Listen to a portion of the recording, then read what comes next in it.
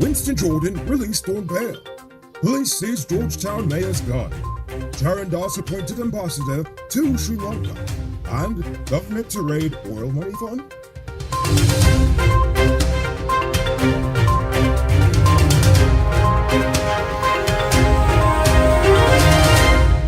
I am Enrico Bulford, and this is Uncut News. If you see news happening, send us a tip on WhatsApp at 592-659-6151.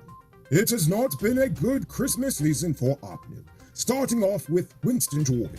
He was released on $3 million bail today after he was officially charged with corruption in office in connection with the sale of government land to BK International. Apparently he's getting charged with the crime they all do, selling government land to family and friends at rock-bottom prices. Only he just happened to be the one in front of the courts now. Anyway, Jordan is expected to be back in court on Valentine's Day 2022. Let's just see if he'll actually be sentenced. But wait, there's more.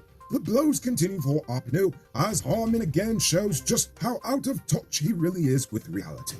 The PNC has spoken, but Harman seems to be ignoring the call. He said that he refuses to step down as opposition leader as he does not see a reason to do so. While he is not required to step down by law, many people assume that since he was not re-elected to any internal leadership position, then he would step aside and let Norton take over as opposition leader. But ultimately, he said that if he was to step down, it was only if his presence was a hindrance to the party. Oh my, if Clueless was a person, his name would be Harman.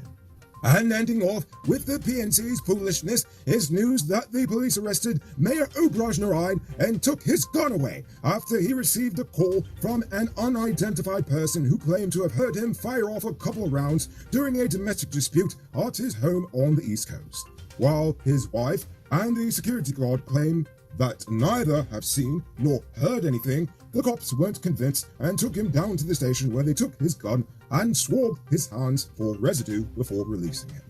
Since we were talking about foolishness and the opposition party, Charan Das has officially been awarded again for his role in helping to bring the PPP back into government.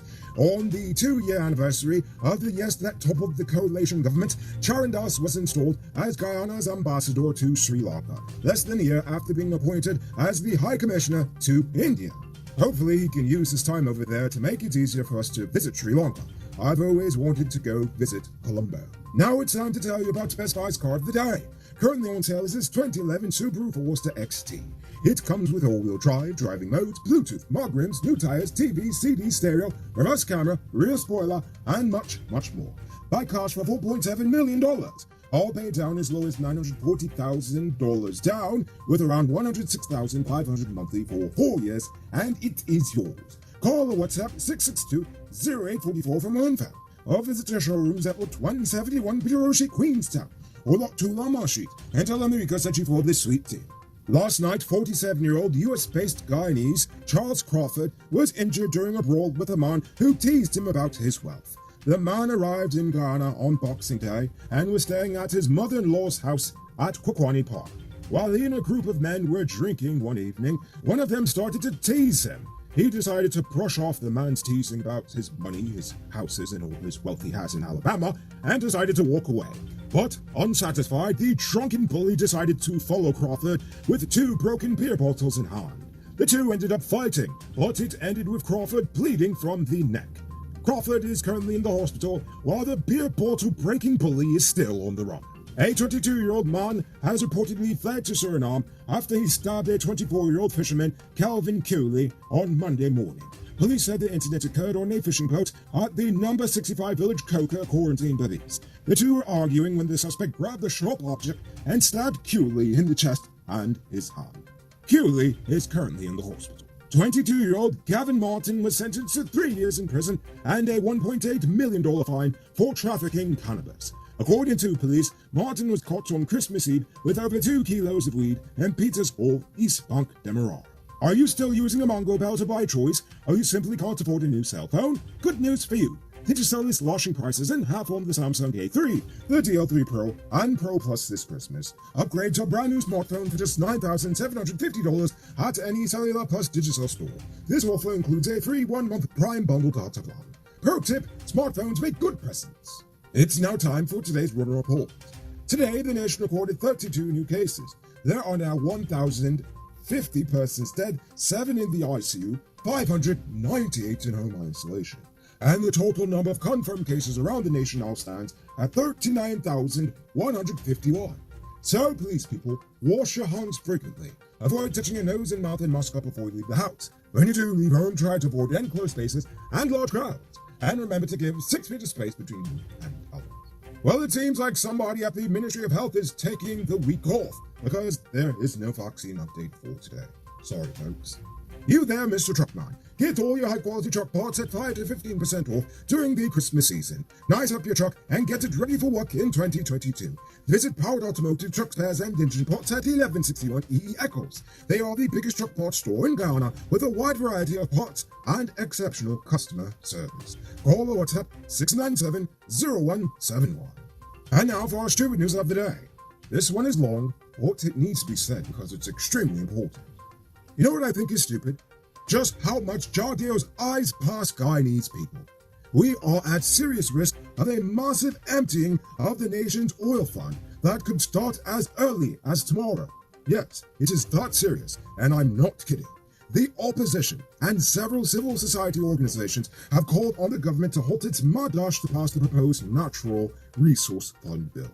One that was written in only a matter of days with the aid of officials from a corrupt foreign government and did not involve the input of anyone outside of this current government.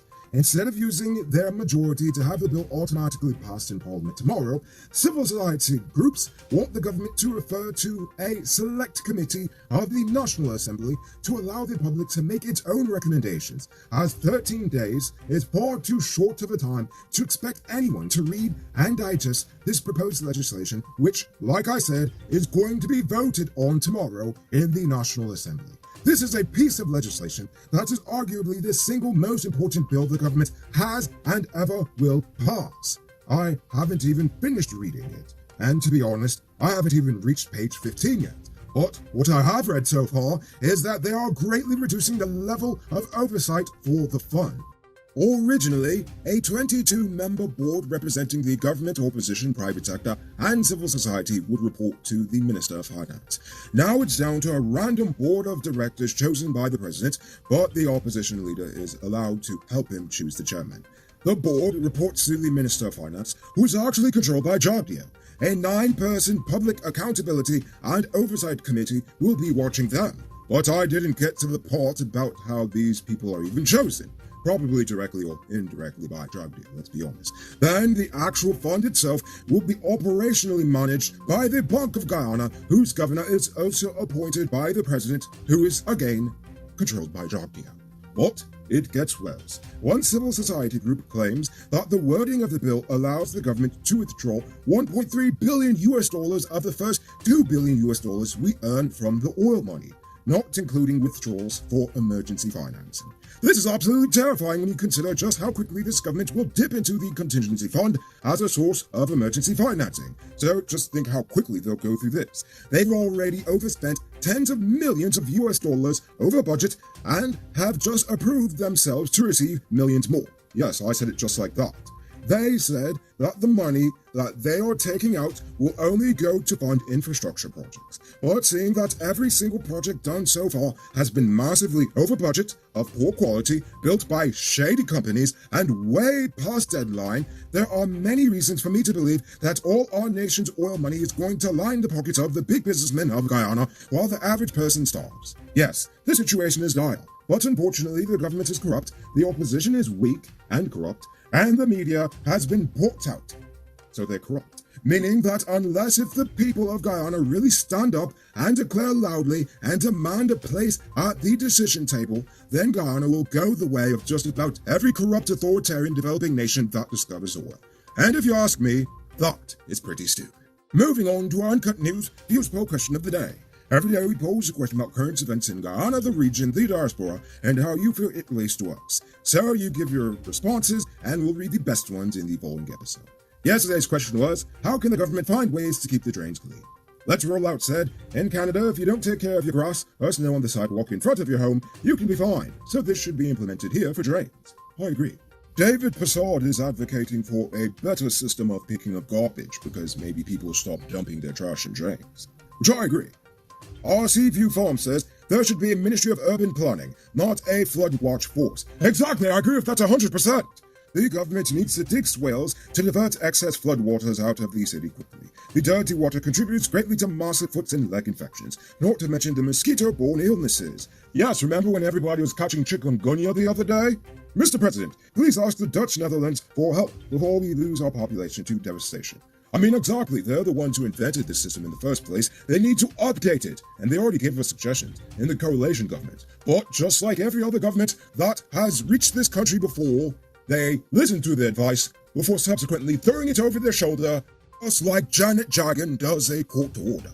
And finally, Neil D says, good job, keep it up. I love watching and laughing.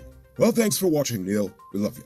So, before we get to tonight's question, you can move into your very own luxury home in 2022. Lenore Estates West Coast Emerald Properties could have you saying goodbye to your landlord in no time. Call or WhatsApp 592-618-5702 and ask about in-house financing. So for tonight's question, do you think the government should listen to the people and delay the passage of the Natural Resources Fund, or should it go full steam ahead with the approval? Think about that question, tell us in the comments below. If your response is good enough, we just might feature it in our next episode.